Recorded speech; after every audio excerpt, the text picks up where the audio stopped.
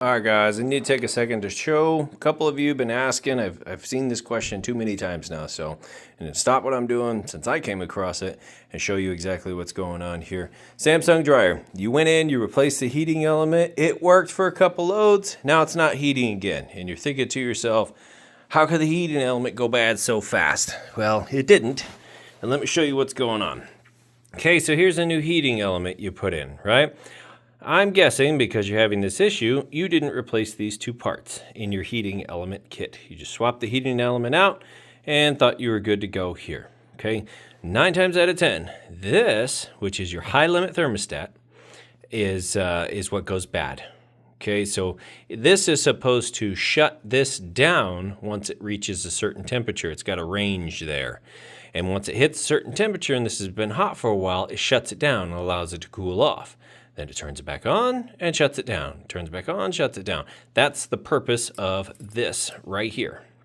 Okay, now the purpose of this right here is if this fails and allows this to heat up, get so hot that it overheats, then this breaks the circuit and shuts it down because your wires essentially come up, go up, loop back around, and come back to the element. So this causes a break in the circuitry. And so this is your fail-safe. This is called a high-limit thermistor. Some people call it a fuse, but it's a thermistor is what it is. Now, you can reset these. So here's your issue now. This has been tripped, which is why you don't have any power to your heating element. The element's not bad. The element's not broken if you just replaced it, okay? This is the issue.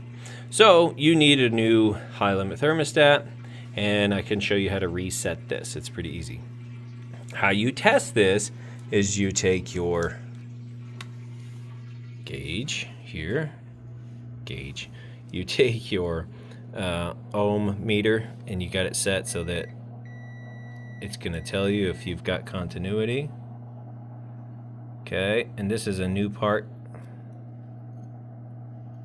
No, wait, this is the old part, right? So this one will not, it's kind of hard to do here. Okay, see, it's supposed to have continuity and it doesn't. So we're gonna reset that. Now this is the new part, and the old part's gonna test and show like it has continuity, and it does, because the problem is not that it allows power through, the problem is it doesn't turn off and stop the power. All right, so you need a new one of these. And then we're going to reset this one. Or if in your kit you have a new one, just go ahead and replace it. But all you have to do to reset this is you bend these little tabs up carefully, slowly, so that they don't break off. And then you go out on a flat concrete surface like your garage floor. And then you're going to whack that against the garage floor really hard. And it flips the little metal plate inside and resets this for you. Okay, so there you go. Save you $10 right there. But if all you did was reset this and you didn't fix this, this is just going to trip again, okay? Okay, just took this outside, whacked it on the concrete floor, good to go. So now I'm just going to bend these tabs back down. Now you don't have to take your dryer all the way back apart. If you're lucky and you have this wide crescent shape opening, you take the screw out here and kind of wiggle it and it pops out. Then you can get in here and see you can access the parts you need. They're right there on the top left there with the stubby. This is actually, I call this my Samsung screwdriver because it allows you to get in there, 4 screws. You pull these two parts out right here, swap them out, reset this one, put a new one of these back in, plug it back in. And then when you put this piece back on, take a flashlight and shine it in here like this. When you go to put it back in, that's how you line it up. And it lines up super easy that way, a little tip for you.